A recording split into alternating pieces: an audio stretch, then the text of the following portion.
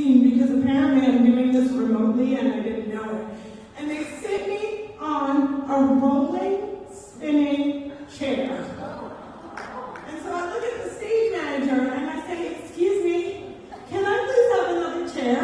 And she goes, 5, 4, 3, 2, and you know why. So this is my big television debut, and I'm sitting here like this. And I'm trying not to roll out of the shot. This is like a tight shot. And when I was done, I was livid.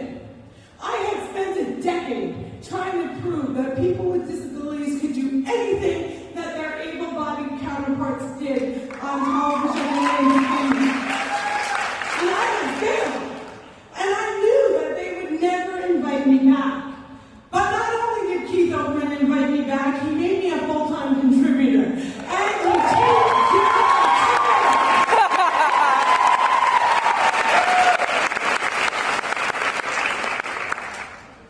But when I got home, something really shocking happened. Keith Oakman and I were talking about politics. We were talking about the 2012 presidential election. And there was no reason to mention the fact that I had cerebral palsy.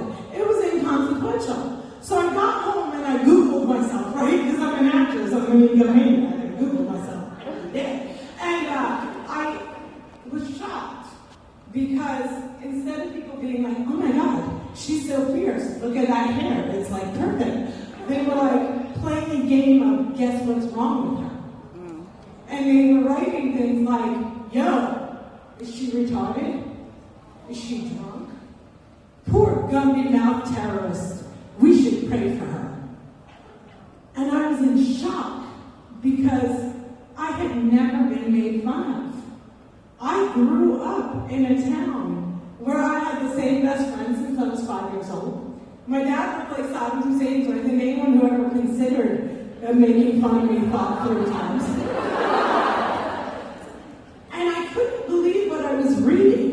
And I couldn't understand who raised these people who would take the time to log in and comment.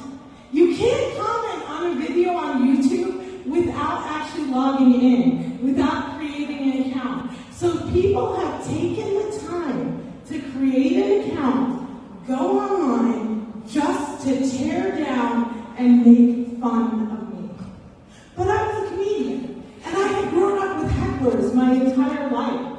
So I wasn't thrown by this. And I started looking around at other people. And I always grew up with this saying, sticks and stones may break my bones, but words will never hurt me. Guess what? That's bullshit.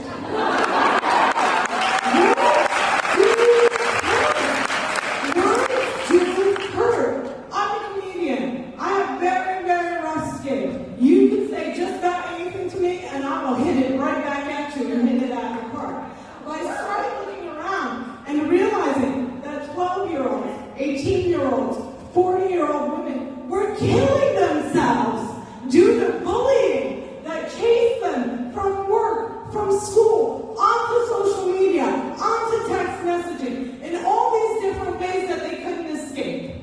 So I'm going to look at you in this room and say, they said to you yesterday that you guys are the next generation. Don't be an internet troll!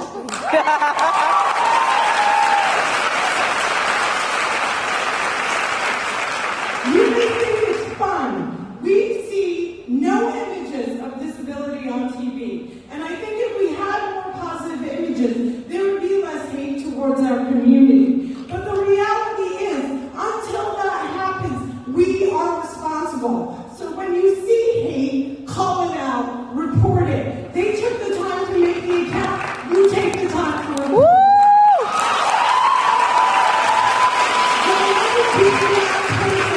That causes another person to take their own life. That's my lecture on not being an internet troll. Okay, the time is up flying.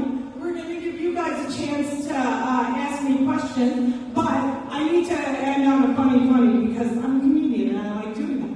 So, by round of applause, who's married? I do not recommend marriage for anyone.